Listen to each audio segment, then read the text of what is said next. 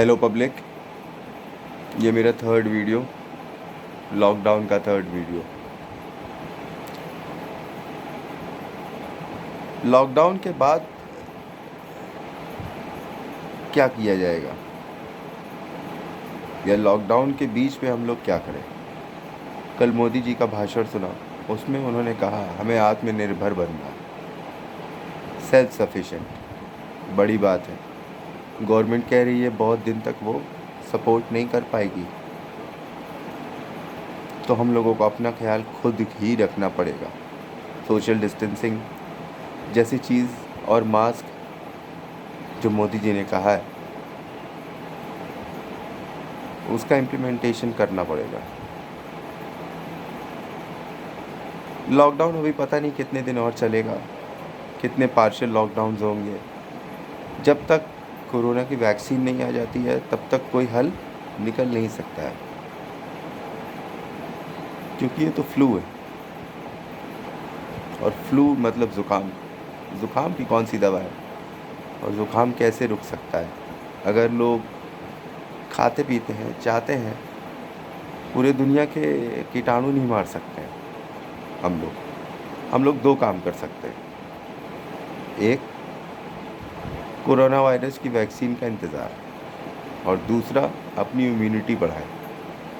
अपने शरीर की इम्यूनिटी बढ़ाएं, कम से कम केमिकल्स अपने बॉडी के अंदर डालना बंद करें। मेरा बेटा स्वास्थ्य वही मुझसे पूछता रहता है कई चीज़ें। मुझसे पूछ रहा था, पापू ये बताइए कि लॉकडाउन के बाद कौन कौन से बिज़नेस चलेंगे और आप क्या करेंगे। आप तो बहुत स्मार्ट है, आप हमेशा फ्यूचर में प्लान करते हैं। उसे मेरे ऊपर बहुत भरोसा है। हर बच्चे को होता है अपने पिता पे भरोसा। हर पिता अपने बच्चे के लिए एक सुपर हीरो है, सुपरमैन, जिससे वो जो चाहे, जब चाहे, जितना चाहे मांग सकता है। उसका हक है। और खैर, ये बात की बात है। लॉकडाउन के बाद कौन कौन से सेक्टर्स चलेंगे और कौन कौन से नहीं चलेंगे, ये बहुत लॉजिकल है। मुझसे एक सज्जन बोले कि भैया कौन से सेक्टर चलेंगे।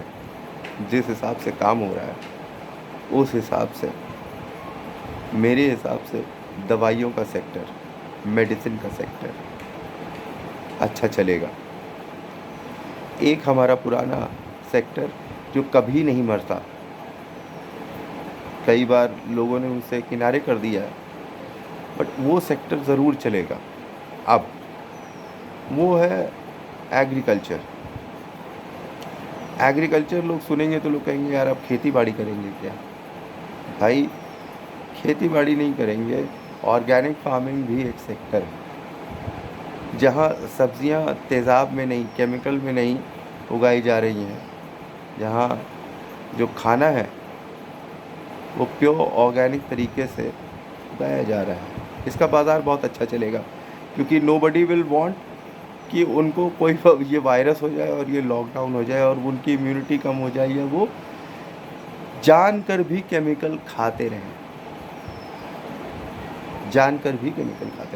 यूट्यूब पे खबर गर्म है कि चाइना ने कई लाशें समुद्र में फेंक दी हैं और अब वो तटों पर आ रही हैं। दैट मीन्स कि हम लोग एक ऐसी सिचुएशन में हैं जहां वर्ल्ड लेवल पर लोग आपस में लड़ रहे हैं। ये बायोलॉजिकल वॉरफेयर कर रहा है चाइना। पहले उसने सार्स भेजा, और जब कुछ भी नहीं हो पाया, वो काउंटर हो गया, टाइमली काउंटर हो गया, तो उसने एक नया वर्जन डेवलप कर कोरोना के रूप में अब की बार पूरे वर्ल्ड में उसने भेजा है। चाइना की वर्ल्ड डोमिनेशन की सनक की वजह से हम लोग ये सब झेल रहे हैं। खैर, जो सेक्टर चलेंगे उनमें एग्रीकल्चर भी एक मेन सेक्टर हो सकता है। ऑर्गेनिक फार्मिंग अच्छा चलेगा, कारण मैं आपको बता चुका हूँ। एक तीसरा सेक्टर जो मुझे लगता है कि चलेगा, वो है सुपरमार्केट्स का। सुपरमार्केट एक ऐसी एंटिटी हो जाएगी जहाँ पे लोगों को जाना ही जाना है। जब तक इंसान ज़िंदा है वो खाएगा, चाहे कुछ करे या ना करे, पर खाना तो उसे मस्ट है। इसीलिए एग्रीकल्चर कभी मरता नहीं। और अब एग्रीकल्चर हम लोगों को और ध्यान में रखना है, क्योंकि अगर केमिकल्स हमारे बच्चों के शरीर में आना स्टार्ट हो जाएंगे तो अब कोरोना की जगह कोई रोना नाम की बीमारी भी आ सकती है। हम लोगों को बहुत सावधानी रखनी चाहिए। भाई, हम किसी देश के प्राइम मिनिस्टर नहीं, हम कोई बड़े आदमी नहीं, हम लोग सब घर वाले लोग हैं। we're all family man. हमें ही अपने परिवार का ख्याल रखना है। इसलिए दवाई और ये खाने में ऑर्गेनिक, ये सेक्टर बहुत अच्छा चलेगा। सुपरमार्केट अच्छी चलेगी क्योंकि लोगों को खाना तो है ही। बट अगर हालात नहीं सुधरे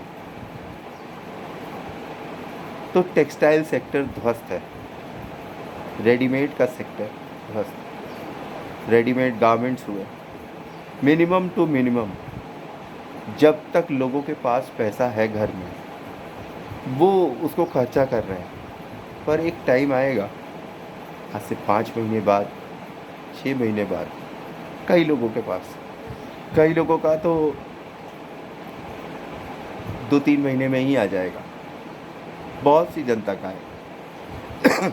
एक बंदा एक शॉप पे काम करता है, वो मुझसे बात कर रहा था तो उसने बोला, भैया भीख मांग के काम करना पड़ेगा क्या? हम लोगों के घर में 4 बहनें हैं, 2 भाई हैं हम लोग, 1 माँ है। दोनों भाई मिलकर घर चलाते थे, किसी तरह 2 बहनों की शादी कर दी है, पूरा परिवार पीछे है। कैसे चलाएंगे हम? क्या करें हम?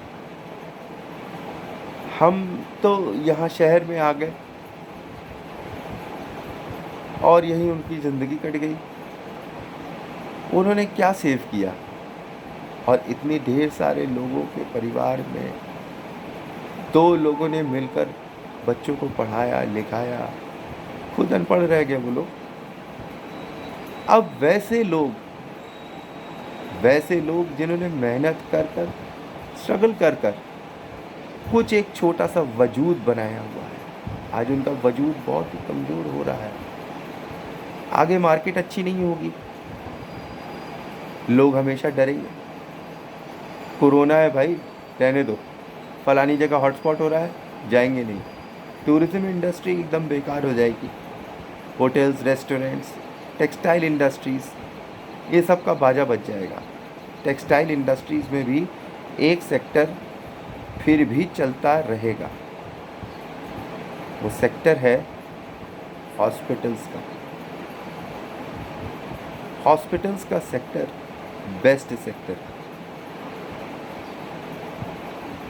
हॉस्पिटल में टेक्सटाइल की बहुत काम है, जैसे कि उनको चादर चाहिए, मास्क चाहिए, जो किट बना रहे हैं लोग वो चाहिए। आगे मास्क का अच्छा बिजनेस होगा। लेकिन इंडस्ट्री में, हमारी रेडीमेड की इंडस्ट्री में केवल मास्क के सहारे तो हम लोग घर नहीं चला सकते। ना शादियाँ, ना ब्याह, किसी भी चीज़ में गैदरिंग मुझे तो इस साल मुश्किल ही लगती है और लोगों को कराना भी नहीं चाहिए। भाई, बिजनेस अपनी जगह है पर जीवन अमूल्य है और वो अपनी जगह है। लॉकडाउन में और क्या चल सकता है? लॉकडाउन में सोना चांदी, रियल एस्टेट। यार बी रियलिस्टिक भाई, जेब में पैसा नहीं है खाने के लिए, who's going to buy a house? Who's going to buy a house when everything is so much tightened and in doldrums? Everything is ambiguous. आगे का जो भी दिखता है सब एम्बिगुअस है। कोरोना एक बायोलॉजिकल वेपन है चाइना का, उसने पूरे विश्व में तहलका मचा दिया है, पर वो उनकी झंझट है बाबा। अपने को घर चलाना है, अपने को घर चलाना है, कैसे चलाना है सोच विचार कर चलाना है। ये लॉकडाउन का समय है, सब लोग बेकार की चीज़ों में नहीं वेस्ट करें, ख़ासतौर पे डैड्स एंड बिजनेसमैन जो घर संभालते हैं, घर की जिम्मेदारी है फाइनेंशियल उनके सिर पर। जिन लोगों के, उनको ये समय कुछ नई चीज़, कोई नई टेक्नोलॉजी और एक ऐसी चीज़ जिसको लोगों को लेना ही लेना होगा, जिस पे लोग आएंगे ही आएंगे, ऐसे सेक्टर्स पे कंसंट्रेट करके रिसर्च करना चाहिए, ताकि बाद में अगर आने वाले 6-7 महीने हम लोगों की सेल नहीं सही रही इसी कोरोना की वजह से, तो अपने पास हमेशा कोई ना कोई बैकअप प्लान तो होना ही चाहिए। मैंने अपना बैकअप प्लान बनाया हुआ है, पर उसके लिए लॉकडाउन खुले तो सही। मोदी जी कह रहे हैं हम लोगों को आत्मनिर्भर बनना है, आत्मनिर्भर तो बनेंगे हम आत्मनिर्भर, पर गवर्नमेंट कुछ तो मदद करे, कोई तो रास्ता दिखाए। एक सेकंड में कोरोना आ गया, अब एक सेकंड में कोरोना आ गया, भीड़ भड़ाका, शॉप में हम लोग कैसे कस्टमर्स को डील करेंगे, कैसे उन्हें कपड़े दिखाएंगे, कैसे उन्हें बेचेंगे। और मान लीजिए इस बीच कोई भी एक कोरोना आ जाता है का मरीज, तो इमेजिन बिजनेस की कमर टूट रही है 2020 में। आत्मनिर्भर होने के लिए हम लोगों को उन सेक्टर्स पे ध्यान देना चाहिए जो कि कभी नहीं ख़त्म होंगे। सबसे पहले रोटी, कपड़ा और मकान, ये 3 इसेंशियल है। मकान कोई नहीं खरीदने वाला, पैसा नहीं है। कपड़ा खरीदने के लिए देखना, आना जाना, मिलना, घूमना, ये होना चाहिए, बंद है।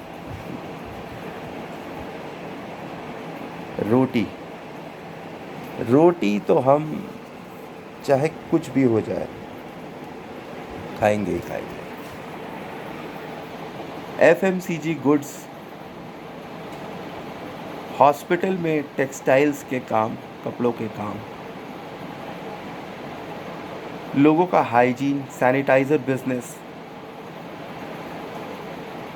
सोप का बिजनेस, क्लीनिंग का बिजनेस, जिन जिन चीज़ों में क्लीनिंग इन्वॉल्व है, डिसइंफेक्शन इन्वॉल्व है, जहाँ कहीं हॉस्पिटल इन्वॉल्व है, डॉक्टर्स इन्वॉल्व है, आने वाले कई सालों तक ये सेक्टर ही जिंदा रहेंगे, अच्छे से खूब तरक्की करेंगे, क्योंकि हम सब को बचने के लिए इनका ही सहारा लेना पड़ेगा, और एक नहीं बार बार लेना पड़ेगा। और यहाँ तक नहीं जाने के लिए हमें अपने घर को सैनिटाइज़, अपने हाथ को सैनिटाइज़, अपने हर चीज़ को सैनिटाइज़ करना पड़ेगा। जब तक कोरोना की वैक्सीन नहीं आ जाती है तब तक तो सूरत हाल यही रहेगा। यही मैंने अपने बेटे को बताया। आप मुझसे कितने सहमत हैं, या आपकी कोई सजेशन हो तो कमेंट्स में लिखिए, मुझे मज़ा आएगा पढ़ने में, हौसला बढ़ेगा। और please like and subscribe my channel. Thank you. Next video जल्दी बनाऊंगा। एस्ट्रोलॉजी के लिए काफ़ी लिखना पढ़ना पड़ता है, तो ज्योतिष शास्त्र पे भी बिजनेस हम लोग वीडियो ज़रूर बनाएंगे, ऐसा मैंने प्रॉमिस किया है स्वास्थ्य को। ओके।